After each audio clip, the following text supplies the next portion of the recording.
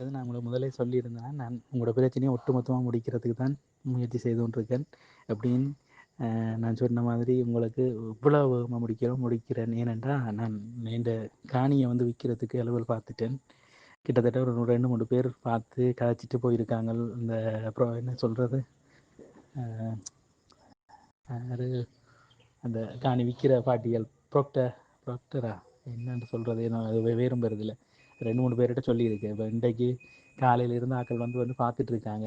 விலை செட் ஆகிக்கின்றா விற்றுருவேன். அப்படியும் 2 ஒரு கிழமையில் காணி விற்கிற அளவுகள் கட்டாயம் நடக்கும். காணி விற்ற நான் ஒரே அடியாக அவங்களோட பேமெண்ட்டையும் தந்து முடிச்சிடுவேன்.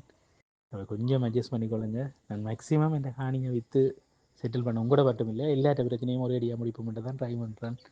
இன்றைக்கு ஒரு நாளைக்கு இதுவரையும் ஒரு 6 பேர் வந்து பார்த்துருக்காங்க. விலை எழுதுலேருந்து காய்ச்சி கொண்டு போகிறாங்க. டாக்குமெண்ட்ஸ் அப்படின்னு பார்த்துட்டு போகிறாங்க.